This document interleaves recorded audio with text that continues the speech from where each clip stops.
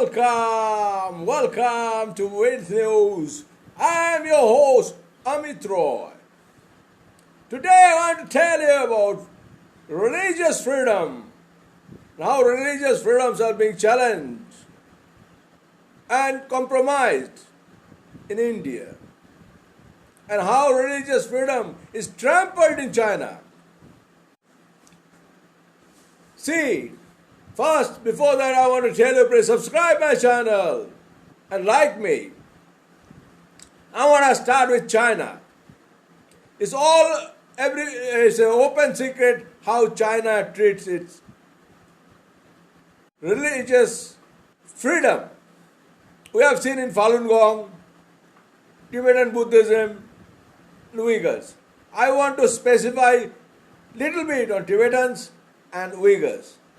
You know, Tibetans, they have looted Tibetan monasteries and burnt Tibetan sacred books, etc., so that their cultural root is totally destroyed.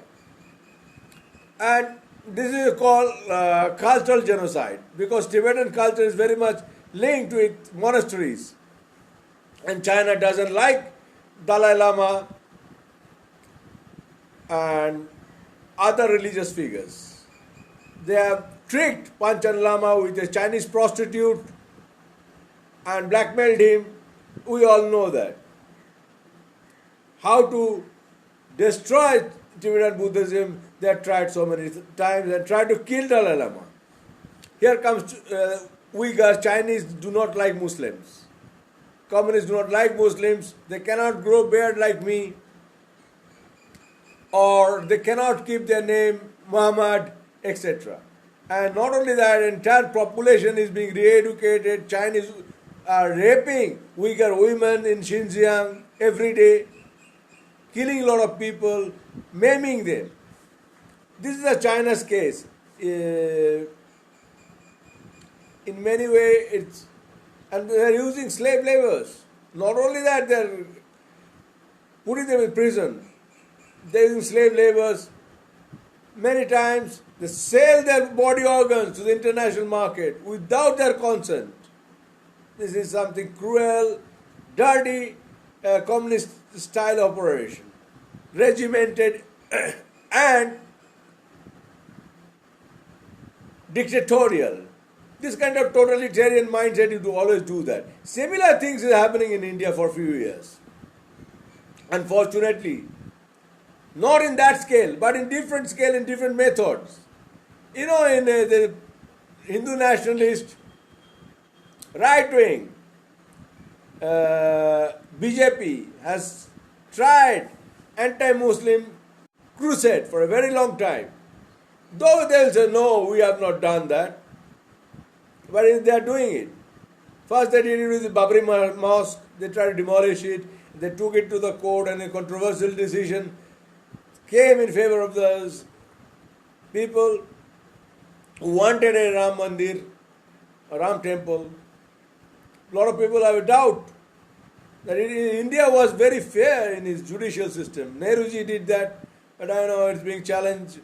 Secondly, many times we are seeing Muslims are being lynched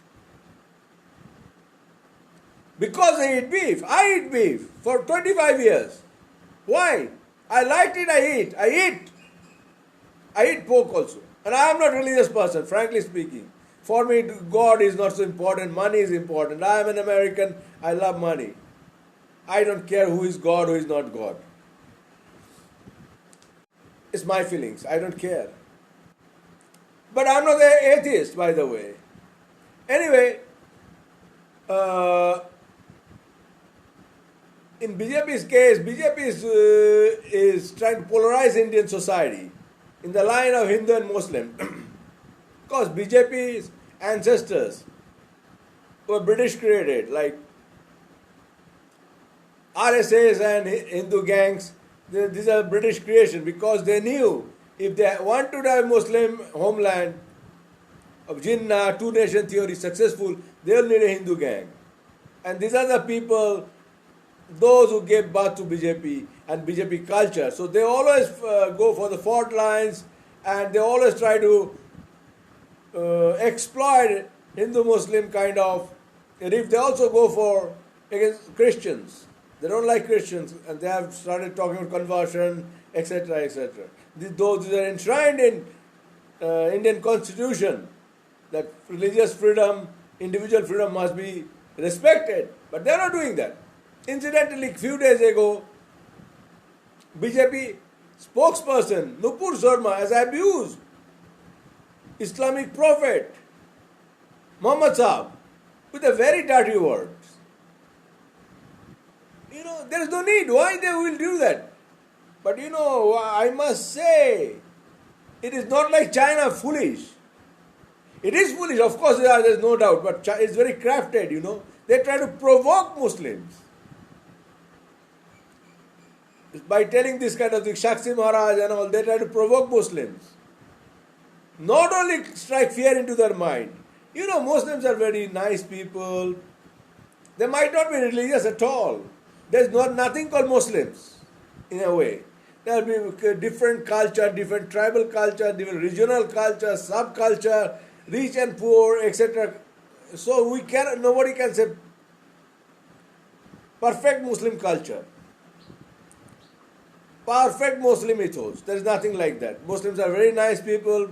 India's Azim Premji, the billionaire, gives a lot of his money to the poor without seeing who is Muslim, who is Hindu, or who is from another religion. Also, BJP says, look, we have not seen that, sabka liye, sabka vikas. But, here is the trick. They will say Muslim, of course they want to humiliate some people, to boost their supporters. So the supporters will vote against Muslims, etc. And they played some kind of vicious campaign against beef eaters. But Muslims have a kind of, they get into a trap, because if you say something against the religion, they don't tolerate. That's some sort of disadvantage, you see. If you tell against Christians, Jesus Christ is making love on the table with Mary Magdalene, Christians will not care. They care fig. Or against Hindus.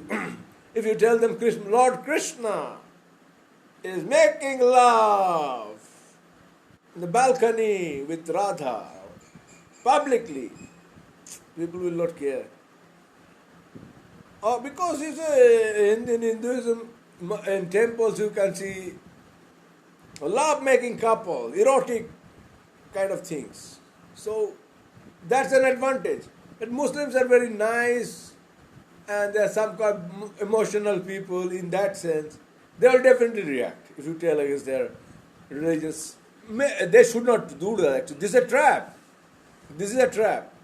When you tell them Islam is in danger, many Muslims will have, because of lack of education, they will have a football club fanatism in many people, and they will definitely jump out and say, hey man, hey, I wish we will do this and that. There's no need to do that. By doing that, you are getting into a trap of BJP. However, BJP is a stupid, nefarious, anti-Muslim and anti-Muhammad Sahib comments has not gone unnoticed. Many Arabian countries, Muslim countries are condemning that, threatening India that if you do that, we'll not boycott Indian products. So Mr. Modi is shaken a little bit. And he said, for the time being, Ñupur Sharma is suspended from the party. And person Navin Jindal of Delhi, who seconded her voice, is also suspended. But the damage is done. Why India, if you want to do a superpower, you need all of the people. China has no future. Communist China has no future. Chinese are stupid people, regimented mindset, they torture us. They will be destroyed. Communism will be destroyed, is wiped out from most of the places in the world. By force with PLA, they are keeping communism. So I condemn China's atrocity as a Muslim, but that is not cultured atrocity. It's crude and grotesque. But India, BJP is doing that for the vote politics, making a fault line, using some kind of jargon against Muslims, here and there doing atrocities, trying to claim some of their mosques in pretext of it was a Hindu temple. It could have been a Hindu temple 500 years ago. I am not disputing that. But this cannot be used every day to threaten Muslims. Why? What is your point? And if you keep on doing that, India's future will be balkanized. India will have into a constant strife. I want Congress must come right now and take action. Rahul Gandhi should launch a nationwide movement against this BJP's meanness and unconstitutional things, and promise when Congress comes back to power, this kind of miscreants will be in jail. Thank you very much for watching me, and please like me and subscribe my channel. Thank you very much.